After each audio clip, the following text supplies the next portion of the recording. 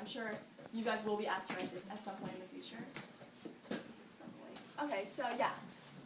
Describe the environment in which you were raised, your family, neighborhood, or community, and how it influenced the person you are today. So,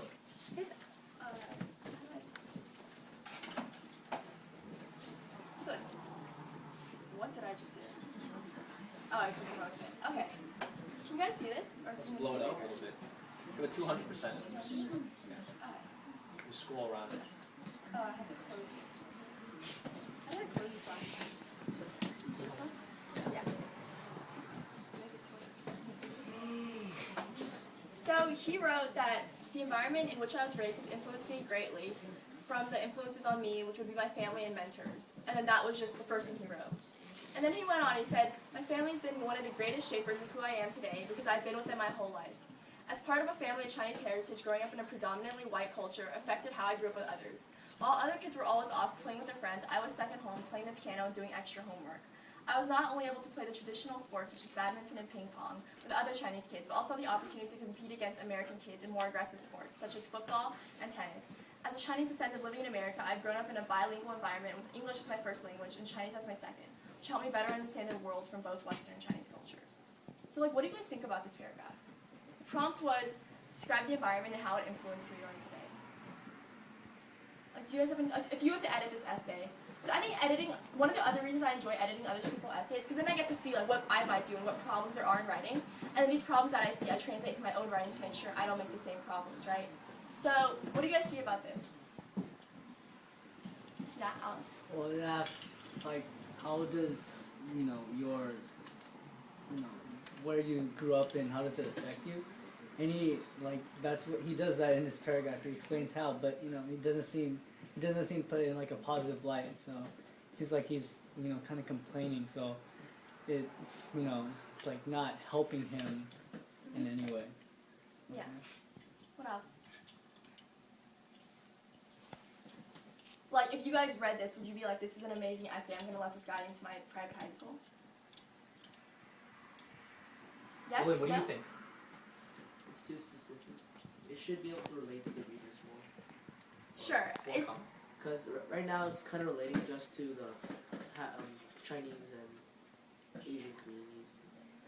I mean, at some point you need to have something that, your reader be like, oh, I understand why he's going through this. And maybe it is through, this sort of Chinese American, philosophy, because that's what he grew up in. You can't lie about that, right? But I think one of the biggest problems is when I was reading this, I was like, he's just listing things about his life, right? He's listing how he does badminton and ping pong. He's listing how he has English as his first language and Chinese as second. But the prompt doesn't want to just know about your background, right? They want you to write these essays so they can see more of who you are as a person. If everybody just listed their backgrounds, there would be no way for you to determine who's the better writer and who's the worst writer. Can I give a really quick comment on Yeah. this? I think Kimberly is absolutely right. Essays like this, many people make a mistake kind of twofold. One, they brag a lot about, oh, these are my accomplishments, and these are my activities, and this is my involvement, and this is how much I'm involved. That's bad. It's really generic. And they know that you're doing it just to Yes. brag. Nobody likes people who are just arrogant and just listing their accomplishments. Two, it's not very deep. If I ask somebody, I'm just going to talk a little bit about psychology because we've done this a lot, but in psychological counseling, when you have a psychiatrist who's trying to counsel somebody who needs help, one tip, or not one tip, but one strategy that's used often is the person is given a list of 20 blank spaces. Every single space starts with I am.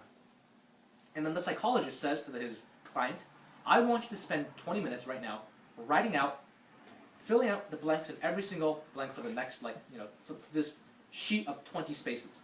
I am blank. Fill something in there. So the client does it, the patient does it, and what this is supposed to show is, in the beginning, most people list what's on the surface. Most people start saying off things like, well, I'm a student, I'm 19 years old, I'm a brother of 3 people, I'm blah blah blah, I'm blah blah blah.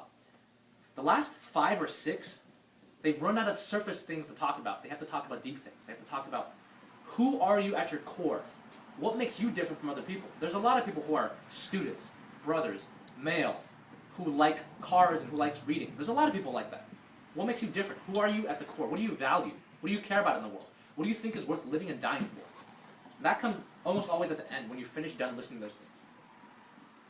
When an admissions officer reads what you're writing, do they care a lot about surface things? Well, they do. Those things matter. But the whole point, the reason behind why they matter is because they're supposed to reflect what's deeper. You're involved in extracurriculars. What does that show about you? If you're involved in a lot and you're very passionate, you know, Kimberly is involved in Vertigo, Kimberly is involved in Overture, Kimberly is involved in speech and debate.